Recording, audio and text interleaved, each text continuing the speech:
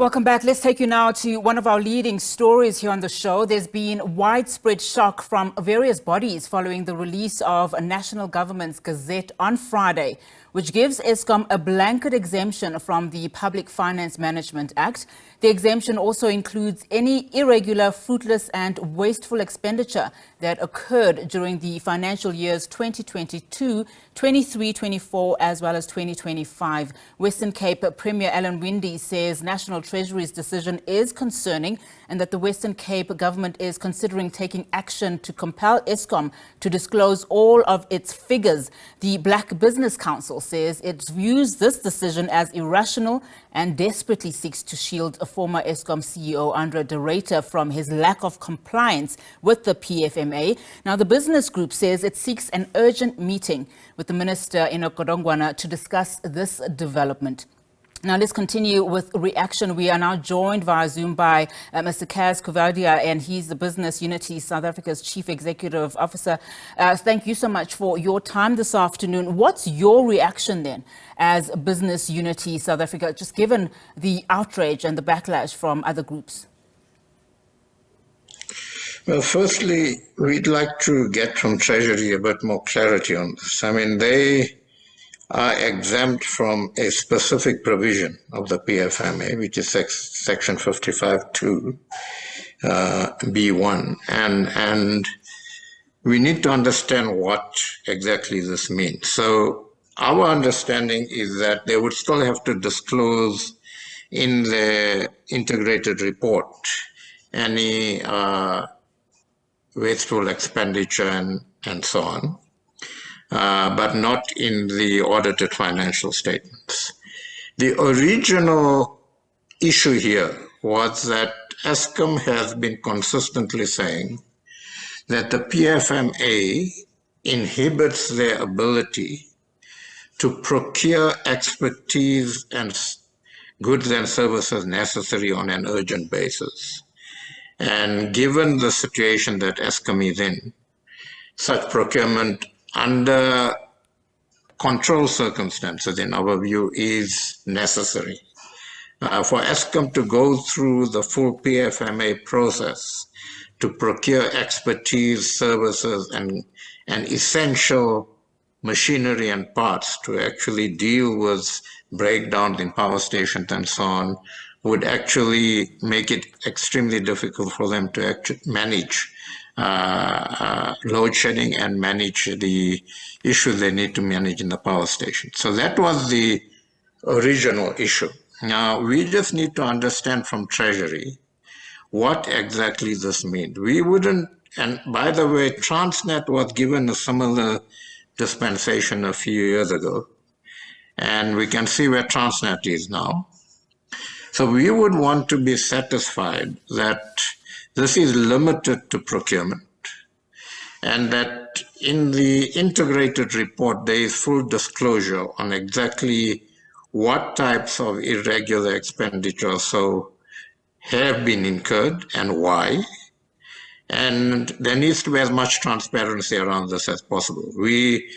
Given the issue that Eskom, I think that it sends out a wrong message to the public and to others that we are putting into place an exemption that could result in less transparency on the operations at Eskom.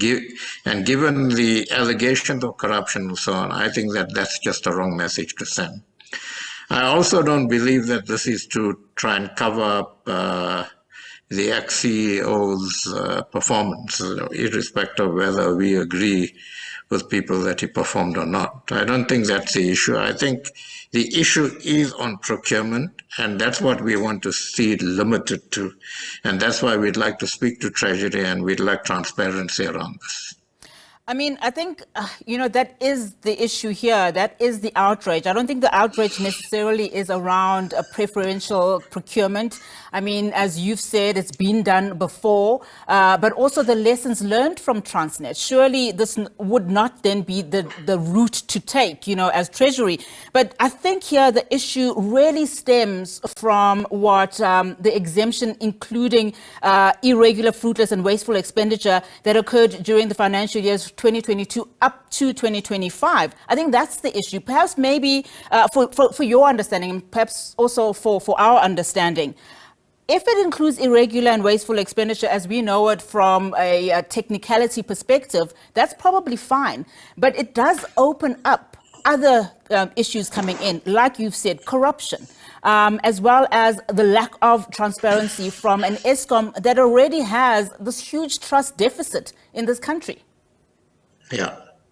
Yeah, and under those circumstances, it's up to Treasury and government to assure us that the exemption will not lead to further corruption, that there will be in the integrated report 110% transparency and explanation on any deviation from the PFMA that's allowed by this exemption.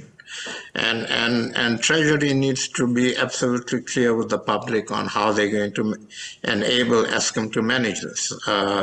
So I think that I think it behoves the Treasury to be a bit more explicit about exactly how this exemption will be applied and how Treasury will ensure that this is done in as transparent a way as possible and that it does not actually further enable corruption at Eskom.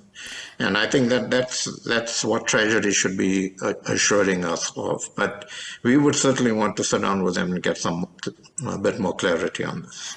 You mentioned Transnet earlier on, and we all know where that entity is, headed. A lot of people actually ringing alarms saying we are sitting on a potential crisis. What's your reaction then to, the Western Cape Premier Alan Winde saying that they will be taking this to court, to compel Eskom to disclose all its figures? I mean, is that a route that would probably bring a little bit of clarity, to South Africans and reassurance that things will be done differently?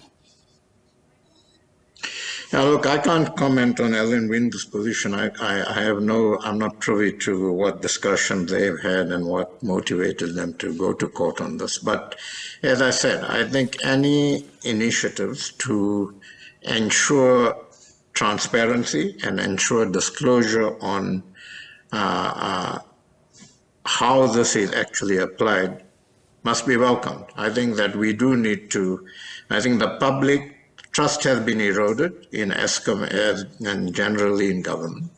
And I think the public has the right to be informed and to see transparency. And the public has the right to be assured, and with facts and figures, that the exemption will not be abused and will actually be utilized to address the procurement issue that Eskom has consistently said it has. Mr. Coovadia, thank you so much for your time. Hopefully you will get that clarity and we will have you back on air sometime soon. Cas Coovadia, Business Unity South Africa's CEO.